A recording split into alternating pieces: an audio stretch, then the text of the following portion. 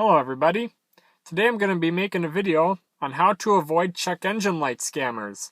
Thousands of people every single year will buy a car only to find out hours later that the check engine light comes back on.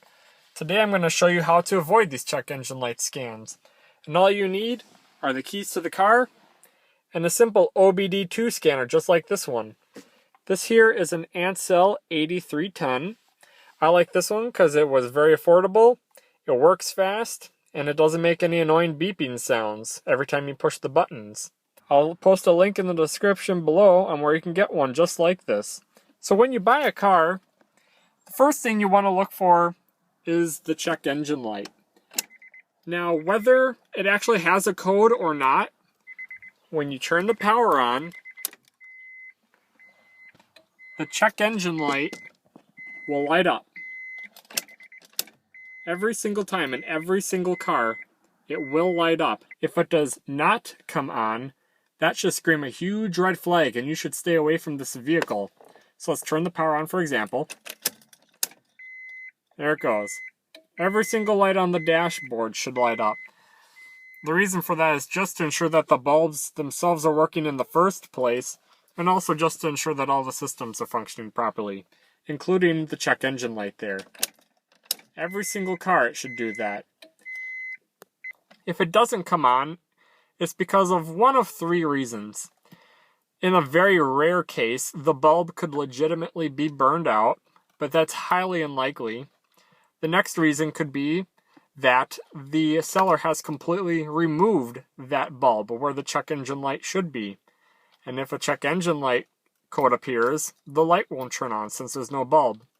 And thirdly, the seller could have potentially removed the dashboard and covered the icon with light blocking material. So if the light does come on, you won't be able to see it. Now the next way involves an OBD2 scanner.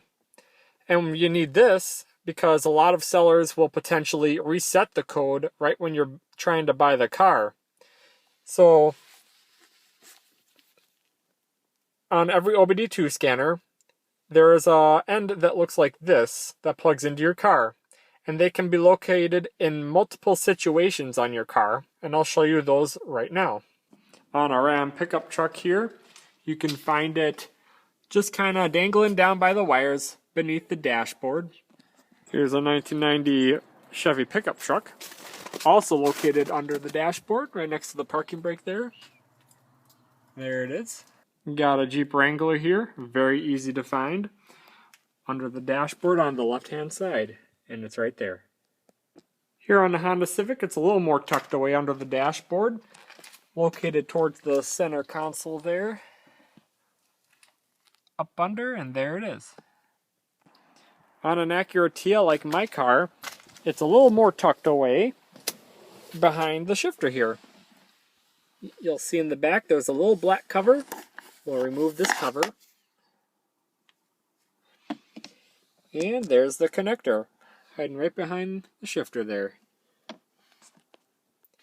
Once you've located where to connect your OBD2 scanner into your vehicle, you can do just so. We'll plug it in.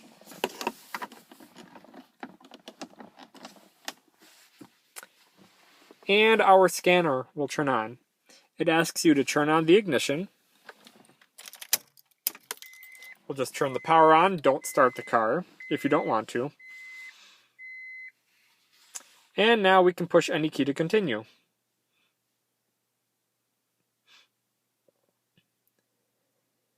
It's going to boot up here.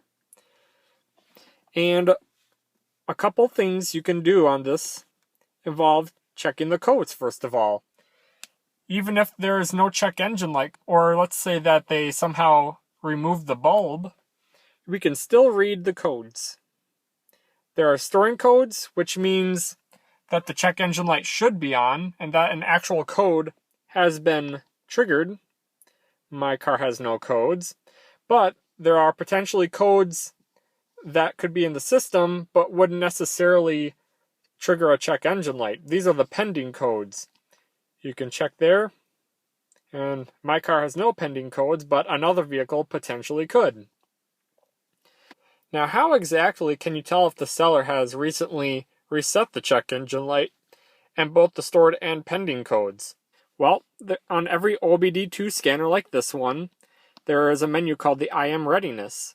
And what this does is it checks all of the systems in your car to make sure that they're okay and in proper working status.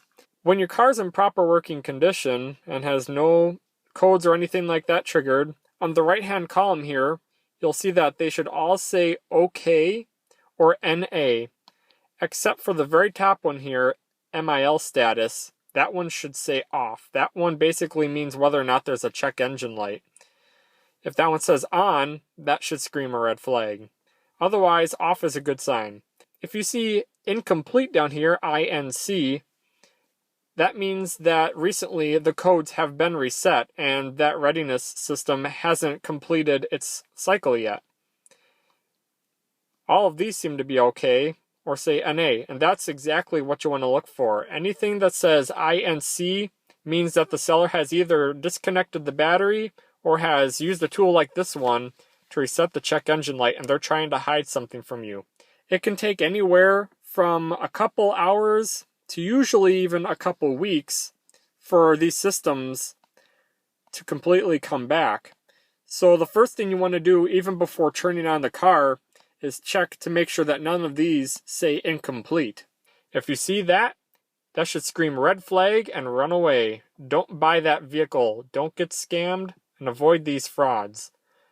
And if you're looking to buy this particular scanner, you can find it on eBay for about $29. Otherwise, you can find it on other websites like Amazon for usually under $35. You don't have to get this particular one, as all OBD2 scanners will do the exact same thing. You'll be able to read the codes, reset codes, check IM readiness systems. They'll all be able to do that, but I like this particular one. I think it's a very convenient tool that everybody should own. You can check your own codes at the comfort of your own home, rather than having to go to a place like AutoZone. That can get annoying. And you can also check and see if anybody's trying to rip you off. So I hope this video helped you. Thanks for watching, and take care.